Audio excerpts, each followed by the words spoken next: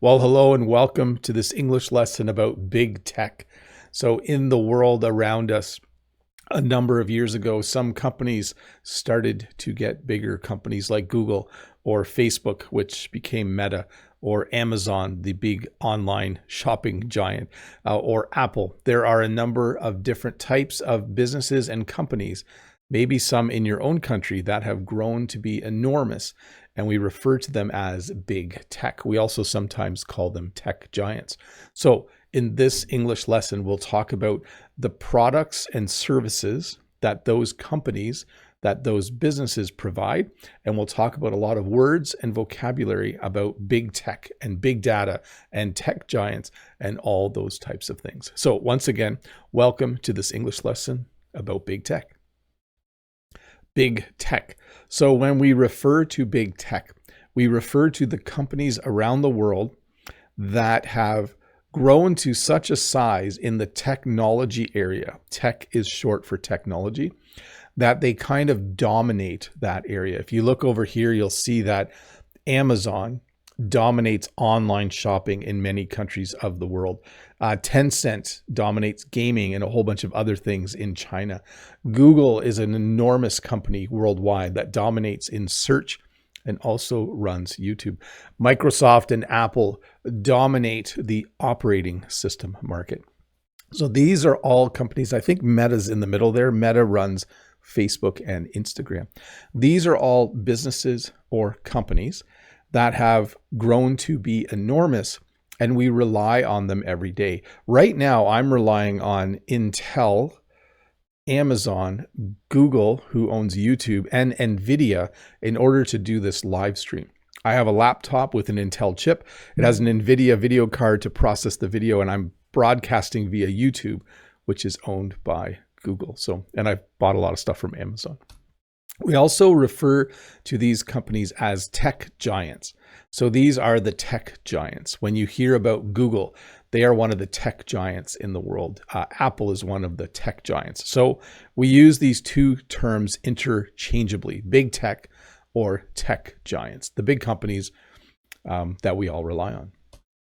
So in North America and in many other parts of the world, we refer to Google, Apple, Meta, Amazon, Microsoft as some of the tech giants.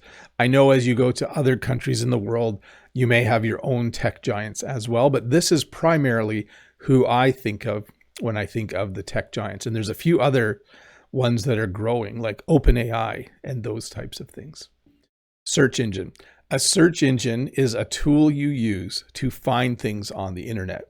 Way back in the day, that's how we refer to the past. Way back in the day, there were different search engines. There was Yahoo, there was Alta Vista, there was Google, and Google eventually became the dominant search engine. I think the vast majority of people in the world use Google. You can also use Bing to search for things on the internet, but generally when people use a search engine, this is almost always the one they go to.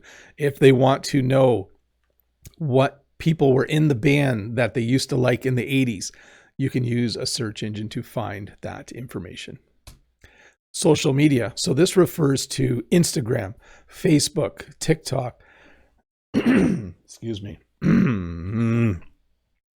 My voice, I don't have a sore throat. I think it's just too early in the morning to be talking. Social media. So this refers to things like Instagram, Facebook, TikTok, Snapchat, the platforms we use to interact with each other. I think TikTok is probably more video based. YouTube is sometimes considered social media as well. But I think the pure social media platforms would be Instagram, Facebook, and Snapchat, where you're sharing about your life with other people. And maybe Be Real, although I think Be Real has kind of fallen out of favor a little bit. I'm not sure if people are still using it. But social media, this is run by the tech giants who are helping people to connect, usually in a good way, but sometimes negatively. Generative AI. So we now have some new players in the field of big tech, and that's companies like OpenAI, who are developing things that can pretend to be human, they can at least generate things like text or sentences or paragraphs. They can have a simulated conversation with a human being. They can generate pictures. You'll notice I'm using the word generate a lot. So generative AI, things like ChatGPT, are software platforms that can mimic human behavior. They can mimic conversation, creativity. They can almost seem human at times. It's very, very interesting and a rapidly developing field right now. We have online shopping. So for me, the biggest platform I use to do online shopping is Amazon. If I order something from Amazon early in the morning, it arrives the same day now. I live relatively close to an Amazon distribution center. And so online shopping has become quite easy for me to do. Just the other day I don't know if I can put this on the screen. No, the cord isn't long enough. Let me see here. Let's see if we can do this. Full display. No, you still can't see it. I bought a charger with 4 cables on the end because we have to charge so many things that became a necessity. So I just went on Amazon.ca because I'm in Canada, put it in my shopping cart and purchased it. So online shopping, the newer and better way of shopping. Maybe we can consider it better. Also, we have cloud computing. So you don't have to have a computer in front of you. You can pay to use a computer that's somewhere out there. It's in a data center, but I'm going to talk about that later. So things like Google has Google Docs, Google Sheets. So you can use software, but it's actually in the cloud. If you are someone who is a programmer, you might rent a server from Amazon. They have huge data centers with, notice I said data and data so far, where you can rent a computer in the cloud and you can use that. And then we have the general term of cutting edge technology.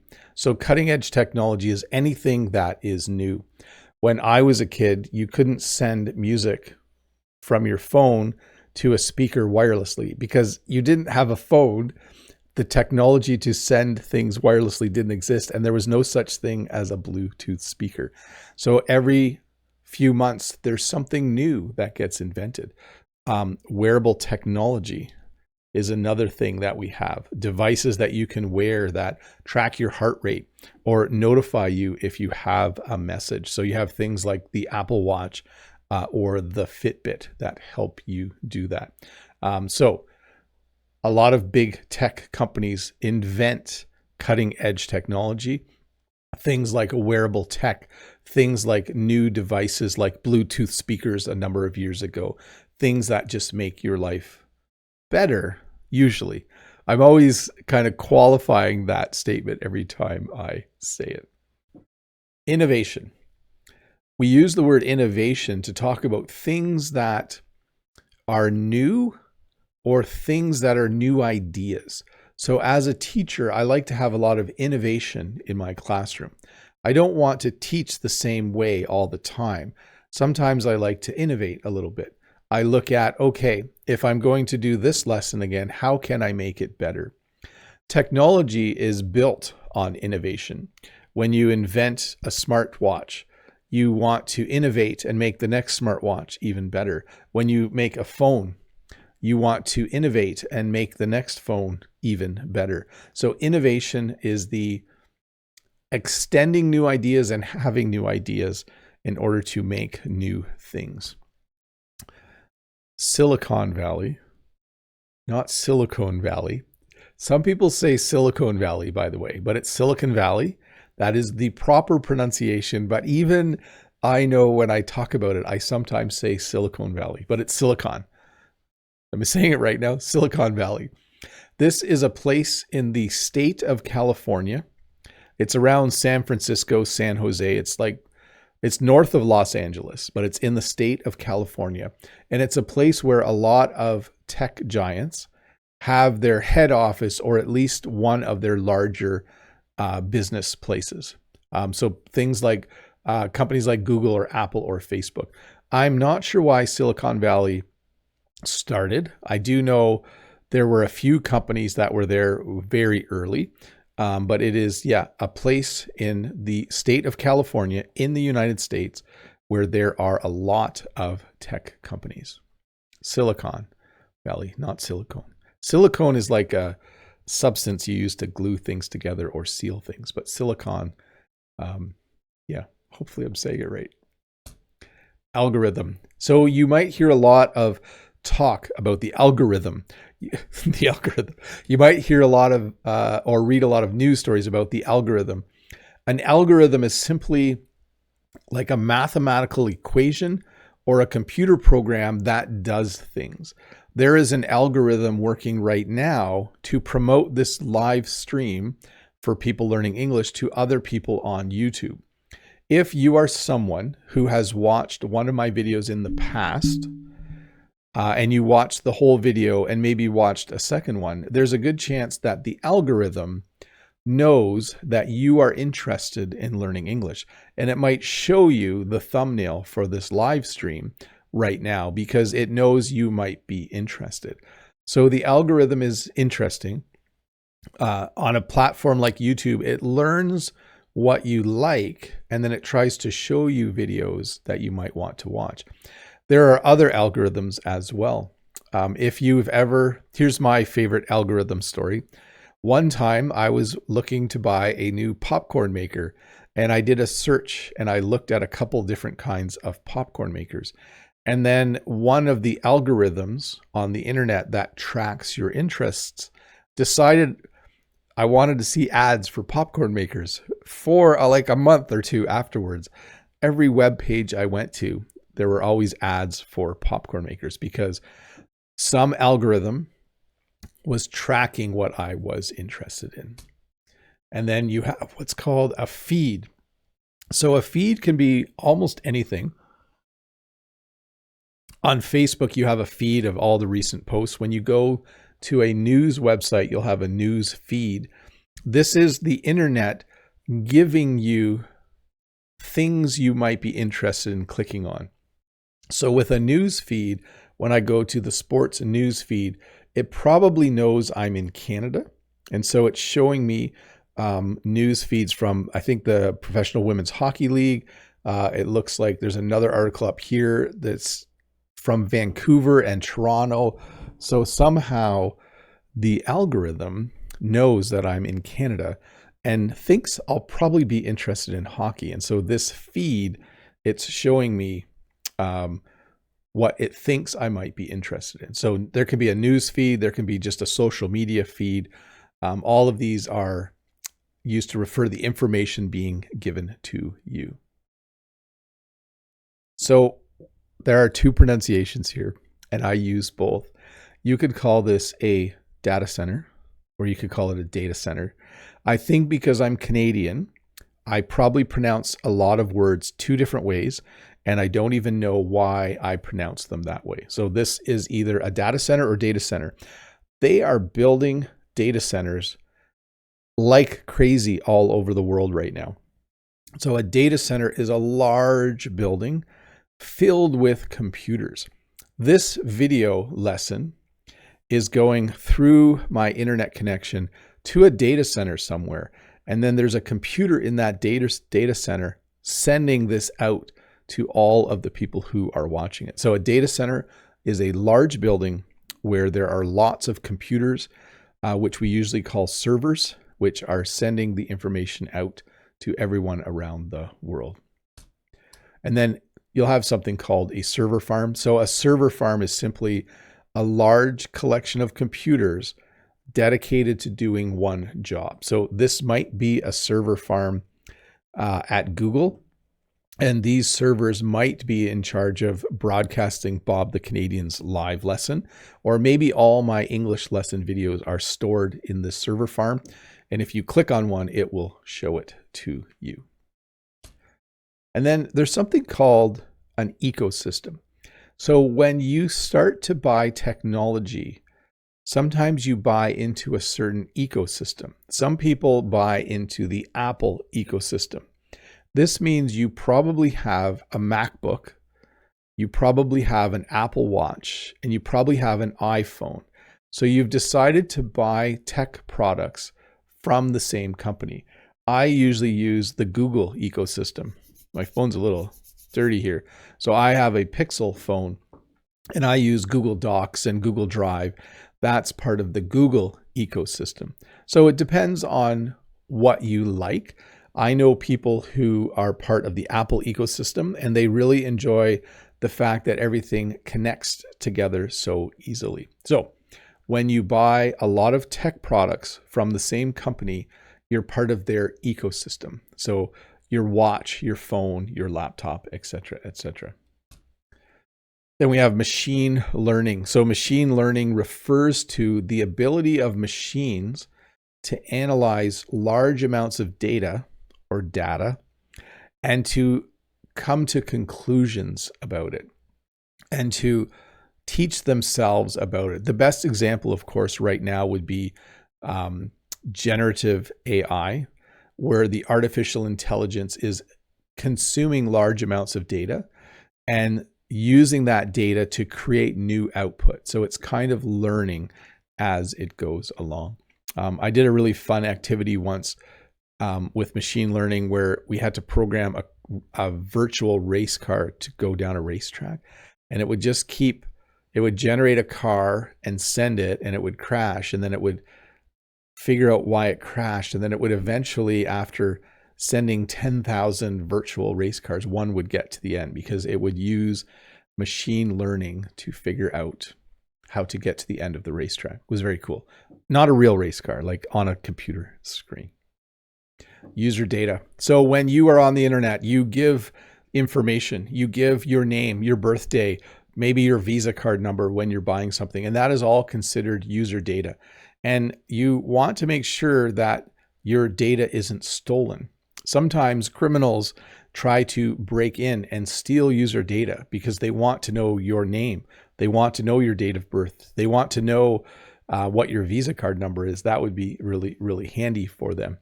And so there is a lot of work done with privacy. Online privacy and security are very, very important. So when I buy something from Amazon, I don't want them to share my data. I have a right to privacy when I'm online. And when you are online, you are constantly leaving what we call a digital footprint. When you walk along a sandy beach, you leave footprints. When you go online, you leave digital footprints. The internet knows which websites you visited. When you buy something from an online store, the next time you come back, it might suggest other things because it knows what you bought last time. You've left a footprint. So we refer to that as a digital footprint. Whenever you're online, you're leaving a digital footprint. Computers track almost everything, just so you know. Sometimes you have what's called a data breach. So this is when hackers break into a server online and they steal your personal data or your user data. So this is never a good thing. This recently happened to some school boards in Ontario and Alberta in Canada, where there was a data breach and people were able to steal personal private information. So not a good thing. Another thing that happens with social media and other things is people want monetization. Monetization refers to when you earn money by doing something. So I earn money when you watch one of my videos, if you watch the ad at the beginning. Monetization allows me to be a YouTube creator because my channel is monetized. It means that for every video that plays, if someone watches the ad, I get just a little bit of money. So we call that monetization, or we say the YouTube channel is monetized. I kind of talked about this a little bit when I talked about the popcorn machine, but targeted advertising. This is when large companies that want to sell you things pay for your user data. They try to figure out what your digital footprint is, and what you like. And then they try to also figure out, let me explain this a different way. If I wanted to sell things online, let me back up a little bit. If Jen and I wanted to sell more flowers at market, we could purchase targeted advertising where we would pay, so the ads would show primarily to people over the age of 40, under the age of 60, and people who in the past have said they like gardening or flowers. And then our ad would only be shown to those people. That would be targeted advertising. So not everyone in the world seeing our ad, just the people who fit into those categories. Now, there's something called regulation, and I think the EU is probably in the lead for having the best online regulations. This simply refers to the rules and laws created so that big tech or tech giants behave in the best interest of the people in that country.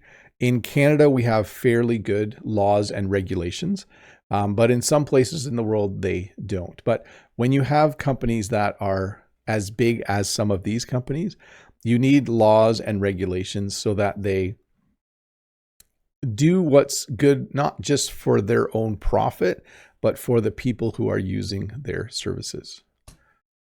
And then you have what's called a monopoly. So a monopoly is when one company is the only company that sells that product or service. Google kind of has a monopoly on search, and YouTube, not completely, has a bit of a monopoly on online video. Like, you don't really go to a lot of other places to watch long videos. I think Spotify has a bit of a monopoly on podcasts, not really, Apple Podcasts as well. Anyways, a monopoly is when one company is the only company that sells a product or service. And some of these tech giants, like Amazon's almost an online shopping monopoly in Canada. People don't buy a lot of things from other places.